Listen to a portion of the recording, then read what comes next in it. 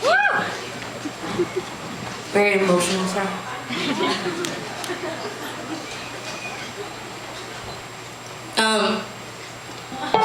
This next song I wrote thinking about my parents' divorce, when they got divorced. And Tegan and I were about 6, I guess, when our parents got divorced. And my parents would have been about 27. And I'm 29 now. And when I think about my parents having a relationship and that weird minivan Jeep thing they had, and We had a house too. and a house, yeah, we didn't live in a Jeep. Would you have thought that just based on? No. I mean, I think it was pretty clear. Like I was just describing their car, not our house. You said the relationship they had in the Jeep made it sound like we lived there. That was sort of a speech impediment. What I meant was and a Jeep, as in also. Anyways, Okay. so they got divorced, and my mom kept our house, and my dad got a roommate. What? And then he lived in a Jeep. He didn't. He lived in a house too. But I just remember He lived in the car and then he moved into our basement for a while. He did live in our basement. I was going to skip kind of some of the gory details. shocking stuff, Yeah, the shocking details. Anyways, when he finally settled and we were old enough to emotionally handle going over to his house, which for a time was with his friend Randy, who had a parrot, and He had a lot of parrots, not one. I don't like birds because of Randy's parents.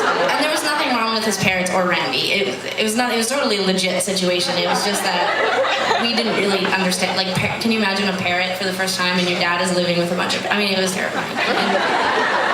Anyways, my mom gets really mad at me because Tegan and I, our favorite thing in the world is to tell stories about my dad, going to see my dad on the weekends. And I love my dad so much. I have a really great relationship with him now, but I mean then too. I mean, whatever. But how good of a relationship can you have when you're a kid? But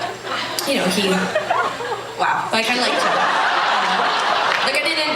Now I like talk to him and I like really appreciate his views on things and his advice and whatnot. But back then, I mean, it wasn't like I was like, yo, Dad, I hate your parrot situation. Like, it's making me uncomfortable.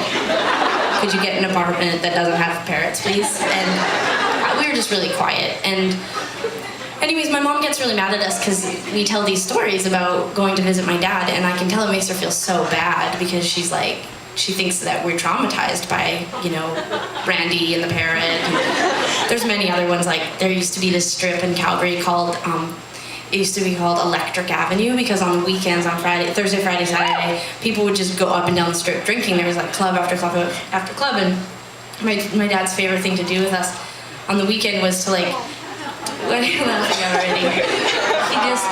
His favorite thing was to put us in his little Honda Accord, and we would put all the windows down and we would drive down Electric Avenue.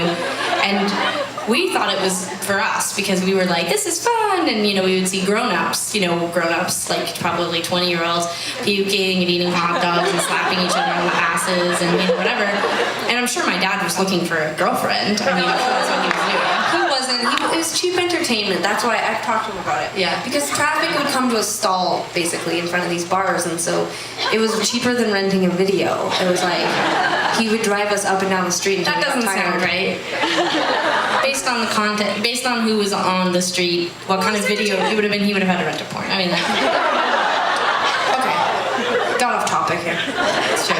Anyways, the story wasn't really about Electric Avenue. It was more just about like how my parents were like younger than we are now, making decisions that, impacted me on a pathological level. And so I just wrote this one about that sort of.